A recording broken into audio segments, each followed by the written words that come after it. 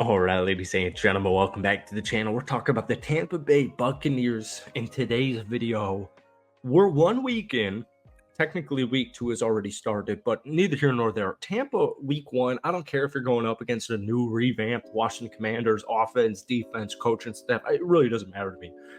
Tampa put up 37 points, right? Baker Mayfield, 289 yards, 4 touchdowns. He was the best quarterback, in my opinion, in week 1, and it wasn't even close. So we're going to get to Baker's history in the last couple of months, going back to last season in just a second, because he really could be on his way to stardom, which sounds funny to say because Cleveland let him go. Carolina let him go. Los Angeles let him go. Everyone just lets Baker go. And 1 year ago, we're sitting here thinking, or a little bit over a year ago, Kyle Trask and Baker Mayfield. Can Baker succeed in another new offense with another new coaching staff, with more new weapons? Can he succeed? And he has probably the best season of his career, 28 touchdowns, 10 interceptions, wins the division for the third straight year, wins a playoff game against a really good team, the Philadelphia Eagles, and, close one-possession game against the Detroit Lions. You guys actually have a revenge game less than 24 hours from the time of this recording in Detroit. And we're going to get to that in just a second. But 1 week in, I don't care if I'm overreacting. I think a lot of people are underreacting to this Tampa Bay Buccaneers team. I think a lot of people are just writing Atlanta as the best team in the NFC South. And it's Baker and Tampa's division to lose, to be honest with you. So welcome back to the channel. Obviously, we're talking about Tampa Bay in today's video. Shout out to BetUS for sponsoring this video. As always, hit that like button, hit that sub button for daily NFL and Bucs content. If we could try and get this video to 100 likes, that would mean the absolute world to me.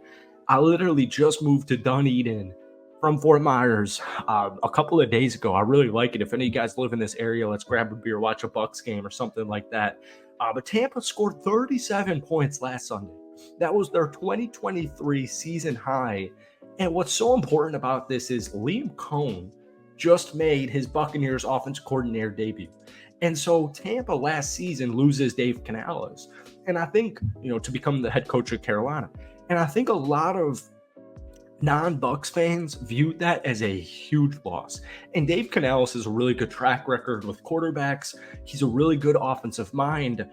But to be honest with you, when Liam Coen was officially hired as the OC, I think a lot of Buccaneers, true Buccaneers fans realized, this is probably for the better. Maybe it's not going to be right away. It ended up being right away, or at least 1 week in, it ended up being right away. But long-term, Liam Coen as your new offense coordinator, I think he brings versatility, big-time playmaking, run game. I just think Liam long-term is a much better OC for Baker Mayfield and this roster.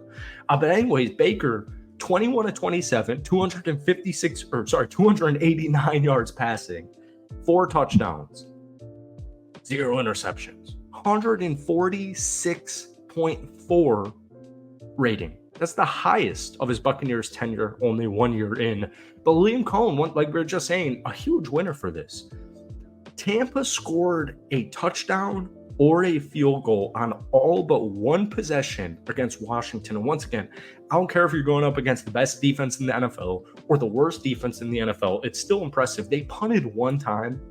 And if you guys remember, this was a team that averaged 4.5 punts last year. That was the 10th worst in the NFL.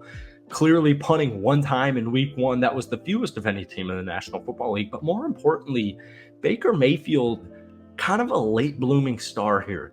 In his last 5 games, Baker Mayfield has a 119.1 passer rating, 12 touchdowns, only 2 interceptions, and you're about to see the legitimacy of this team and Baker Mayfield specifically against Detroit on Sunday. If you go back to last year's postseason matchup, Baker did a really good job. 349 yards, 3 touchdowns, although he did have 2 interceptions. He did this with pretty much no help from the running back room.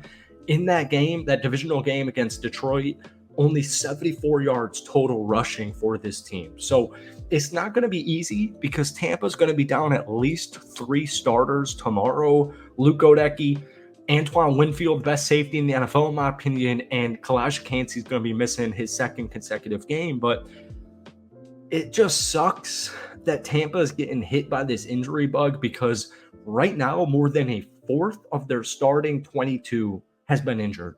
So it's a very young team, and we're about to see how depth, talent, youngness wise this team really is in, once again, less than 24 hours from the time it's recorded. The run game is going to be huge, folks. It's going to be huge. It's a new revamped offensive line, specifically with Graham Barton at the center position. He did a really good job last week in week 1. It's just going to come down to the offense because Antoine Winfield's missing. Some cornerbacks, depth players got injured. You're missing your starting right tackle. And last week and the last couple of years, the Tampa Bay running back room has been terrible. And when you look at a guy like Rachaad White, even before Bucky Irving came in, Rachaad is so talented. I mean, he really is. Like, you see it especially in the receiving game, 6 catches, 75 yards. He's a running back, folks. That was the second highest receiving yardage in week 1 for this Tampa Bay team with Chris Godwin, Mike Evans, Trey Palmer, Jalen McMillan. Like, it's a really good offensive cast. So it's probably going to be a shootout against Detroit. They have Carlton Davis, cornerback from Tampa. They got a rookie, Terrion Arnold, a couple of young kids at the safety position. It's going to be a really good football game, but the run game is going to be huge, all right? The first half of week 1, the running game was just horrible. Designed runs accounted for 21 total yards on only 13 carries, or on a whopping 13 carries, I should say. That's 1.6 yards per carry in the first half. Now, it came alive in the second half, right? Because Tampa Bay ended up running for 112 yards. Ground game statistically in the second half, 72 yards on only 12 carries, averaging 6 yards per attempt. Now, Rachaad White, technically horrible football game, 31 yards on only 15 carries. Bucky Irving, 62 yards on just 9 carries. So we might see, honestly, I don't think there's much. I'm not really trying to get into the running back battle because I don't think it's a running back battle. I think it's just two complementary pieces. Rachaad White is such a phenomenal pass catcher, and Bucky Irving is a big-time playmaker at the running back position.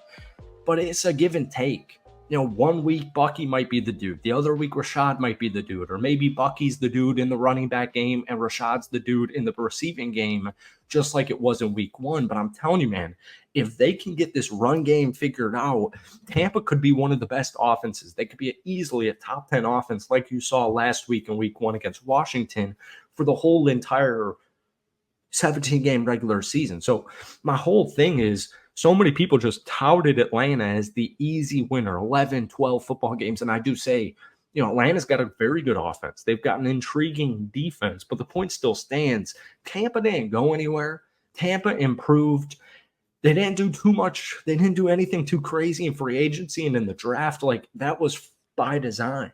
You got a great offensive coordinator. You have a really good quarterback. You got a more solid offensive line, more solid run game, great OC. Like, Tampa didn't go anywhere, and they're not going anywhere anytime soon, and I mean that obviously in a good way. So thank you guys for watching. Hit that like button, hit that sub button for daily NFL content. Shout out to BetUS for sponsoring this video. But folks, give me a score prediction for tomorrow's matchup in Detroit down below. Have a great rest of your weekend. We'll see you hopefully in 24 hours. Peace.